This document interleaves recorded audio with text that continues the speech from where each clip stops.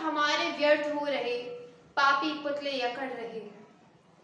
अर्थ हमारे व्यर्थ हो रहे, पापी पुतले अकड़ रहे हैं। कागज के रावण मत फूको, जिंदा रावण बहुत खड़े हैं, जिंदा रावण बहुत खड़े हैं। आदरणीय श्रोतागण, मेरा नमस्कार। जैसा कि आप सब जानते हैं कि आज विजयदशमी। विजयदशमी का अर्थ ही होता है बुराई पर अच्छाई की जीत। पर यह जीत तो उस युग में थी जब श्री राम ने रावण को हराकर बुराई पर सफलता हासिल की। पर क्या आज के युग में, क्या आज के समय में हम अपने अंदर के रावण, जो रावण हमारे अंदर पल रहा है, क्या हम उस पर जीत हासिल कर पाएंगे? शायद नहीं। तो इसी बात पर कटाक्ष करते हुए एक कविता मैं आपके सामने पेश करना चाहती हूँ। आशा है आप बहुत गौर से सुनेंगे। कि सदियों से भोगते भोगते अपमान, जिल्लत, जलालत, जहालत, सदियों से भोगते भोगते अपमान, जिल्लत, जलालत, जहालत, एक दिन दशहरे के दिन जलते हुए पुतले से निकलकर रावण आ पहुंचा डाला। मेरा वह वकीलों और पेशकारों से धीरे से सुनाता है अपने दुख और दर्द। मिला वह वकीलों और पेशकारों से धीरे से सुनाता है अपना दुख और दर्द। आखिरकार उसने अपना बयान कलमबद्ध किया और हिंदुस्तान की जनता पर मानहानि का मुकदमा ठोक ही दिया। आखिरकार उसने अपना बयान कलमबद्ध किया और हिंदुस्तान की जनता पर मानहानि का मुकदमा ठोक ही दिया। अगले दिन इसी बात की चर्चा थी गलियों और बाजारों में। अगले दिन इसी बात की चर्चा थी गलियों और बाजारों में। दैनिक जागरण, दैनिक भास्कर, हिंदुस्तान, अमर उजाला आदि सारे अखबारों में लोग भूल गए अपने सपनों का टूटना।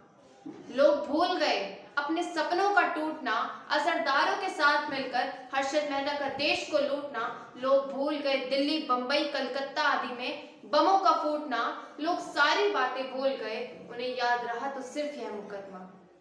लोग सारी बातें भूल गए, उन्हें याद रहा तो सिर्फ यह मुकदमा। इसलिए अगले दिन सबके कदम अदालत की ओर झुक गए।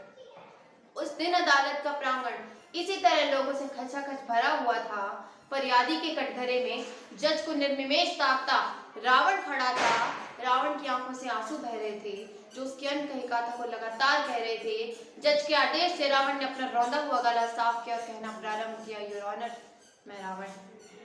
योर ऑनर, मैं रावण हूं, जिसके द्वारा कालांतर युग में कभी सीता पतित हुई थी। उस छोटे से अपराध की सजा मुझे परिवार सहित मृत्यु दंड के रूप में मिली थी। माय लॉर्ड, उस छोटे से अपराध के कारण, गौर कीजिएगा कि माय लॉर्ड, उस छोटे से अपराध के कारण आज भी मुझे अपमानित किया जाता है, जलाया जाता है। जबकि सैकड़ों अपहरण और बलात्कारों के जिम्मेवार नेताओं को संसद तक में बैठाया जाता है। रावण कहता है कि योर ऑनर, मैं रावण हूं, जिसके द्वारा कालांतर में कभी सीता पतित हुई थी। उस अपराध के कारण मुझे परिवार सहित मृत्यु दंड के रूप में सजा मिली थी। योर ऑनर, उस छोटे से अपराध के कारण आज भी मुझे अपमानित किया जाता है, जलाया जाता है। जबकि सैकड़ों अपहरण और बलात्कारों के जिम्मेवार नेताओं को संसद तक में बैठाया जाता है। अरे उनका बस चले तो वे बेच खाए देश को खड़े खड़े सरेआम।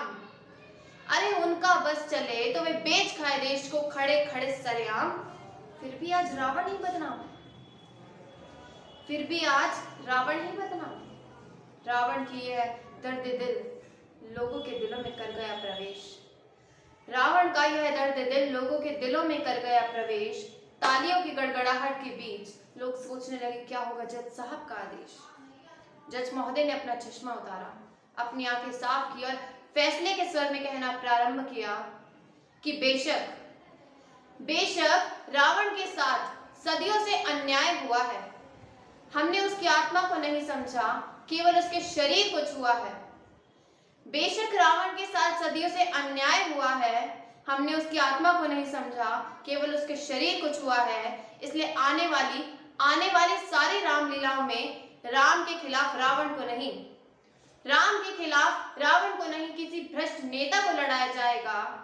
इस बार राम की तरकश में नकली नहीं वरन जहर से बुझे हुए असली तीर दिए जाएंगे, ताकि साल दर साल भारत की धरती से बोझ घट सके ऐसे भ्रष्ट नेताओं का। ताकि साल दर साल घट सके बोझ ऐसे भ्रष्ट नेताओं का, और जिस दिन हमारी भूमि से ऐसे भ्रष्ट नेताओं का खात्मा हो जाएगा, गौर कीजिएगा कि जिस दिन ऐसी भ्रष्ट नेताओं का हमारे देश से खात्मा हो जाएगा, हिंदुस्तान असली दशहरा उस दिन मनाएगा। हिंदुस्तान असली दशहरा उस दिन मनाएगा। बहुत बहुत धन्यवाद।